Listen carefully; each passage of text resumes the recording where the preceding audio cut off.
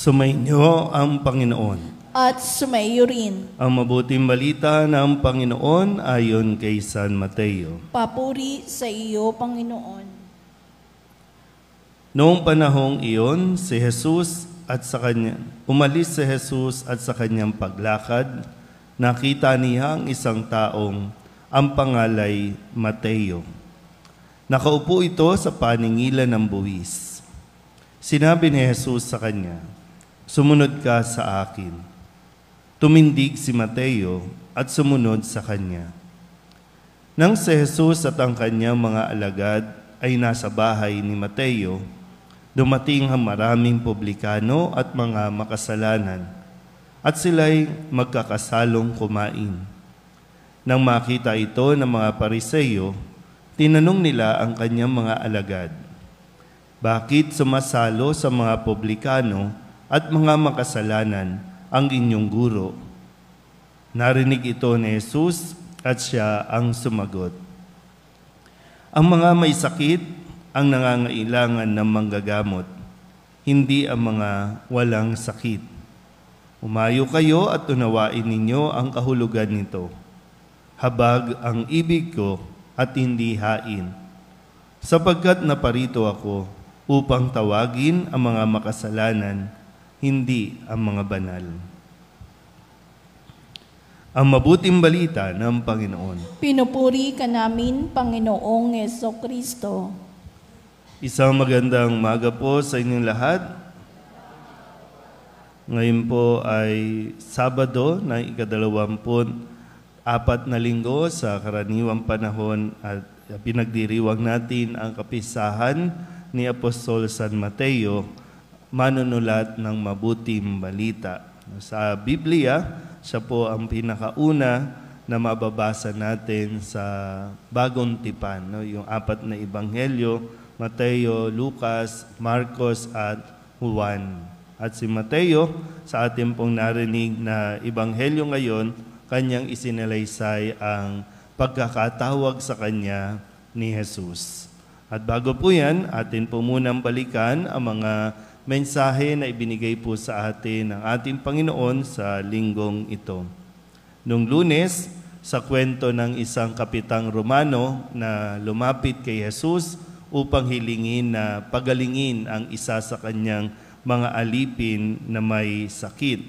At sa kanya pong kapakumbabaan, pwede niya sanang ipadampot, pwede niyang pwersahan na kunin si Jesus, pero siya po ay nakiusap at pinapunta sa yung kanyang mga tauhan o mga kakilala na lumapit kay Jesus, idulog ang kanya pong kahilingan at sinabi niya na, "Ngunit magsalita po lamang kayo at gagaling na ang aking alipin." Yung pananampalataya na bagaman mayroon silang magkaibang kultura, pero para at alang-alang sa kanyang alipin na mapagaling, siya po ay nakiusap at lumapit kay Jesus.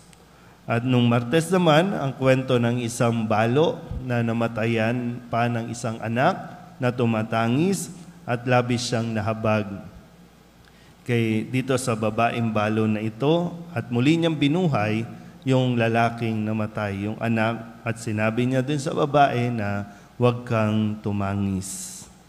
Nung Miyerkules, ang sabi naman ni Jesus, "Saan ko ba ihahambing ang mga tao ngayon?" Na maraming talagang, sa henerasyon natin, marami ang kulang na sa pagkakaroon ng pusong mahabagin, yung compassionate heart, yung makita mo at maunawaan mo ang sitwasyon o kalagayan ng isang tao. Nung Huwebes, ang sabi naman ni Jesus ay, "Ngunit ang pinatawad ng kaunti ay kaunti lang ang pagmamahal na ipinamalas." Ito yung kwento na kung saan inimbitahan si Jesus ng isang Pariseo doon sa kanyang bahay, pero hindi naman ito ipinamalas yung hospitality na nararapat. Pero ang nagpamalas ang isang babaeng makasalanan na hinugasan ng paa ni Jesus sa pamamagitan ng kanyang mga luha, pinunasan ng kanyang buhok at nilagyan ng pabango. Ito yung babae na itinuturing na makasalanan, pero dahil po sa pagkahabag ni Jesus sa kanya, siya po ay labis na napatawad sa kanyang labis-labis din na pagmamahal.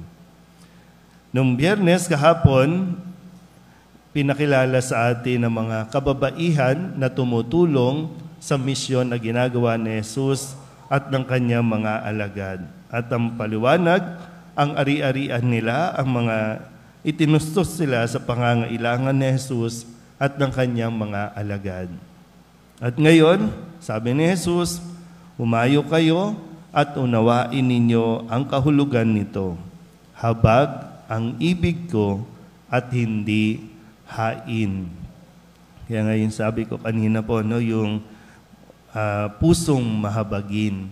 Ito yung nagtutulak din kay Jesus sa talagang kahit na mayroong mga restrictions, no, yung mga pagitan ng mga Hudyo at Romano, pero dahil sa kanyang pagkakaroon ng pusong mahabagin, dahil tunay naman, no, kapag pagdating sa puso, pagdating sa usaping pag-ibig, wala itong, minsan po, kailangan lang talaga natin i-gamitin sa tamang konteksto, no? Na kapag sinasabing love has no gender, love has no color, no, love has no sex, o ano pa mga definition, which is, no, sa tamang konteksto, tama naman, no? Kapag puso ang ating pinairan, no, yung magkaroon ng pusong mahabagin, tutulong at tutulong tayo. At makakapagpatawad tayo kahit anong lahi pa ang nagkakaroon ng pagkukulang o pagkakasala sa atin o sa ating lipunan. Kaya maganda po, no? Kung sa katauhan ni Mateo na isang maniningil ng buwis, nagtatrabaho sa gobyerno, maganda rin siguro, no?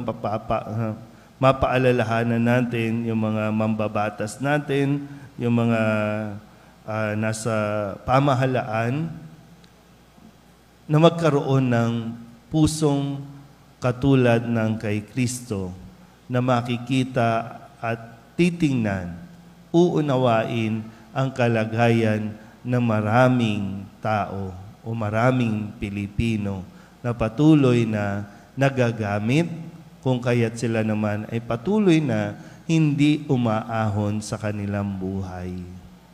Kung magkakaroon lang sana tayo, no? Kung maunawaan natin sinasabing habag, no? Pagiging mahabagin, ang gusto niya. Hindi lang basta magdarasal tayo, may memorize natin ang lahat ng batas, ang lahat ng kautusan.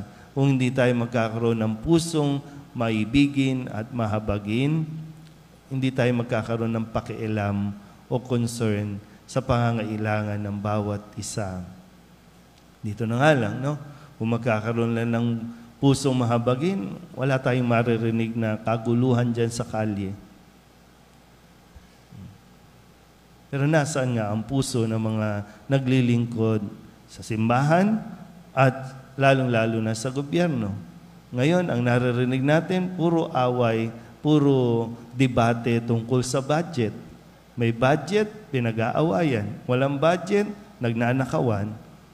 Dahil nagkukulang tayo sa ating pagiging mahabagin. At hindi natin ito lubusang naunawaan na para bang puro pera lang ang magpapasaya, puro pera lang ang magpapaikot ng ating buhay.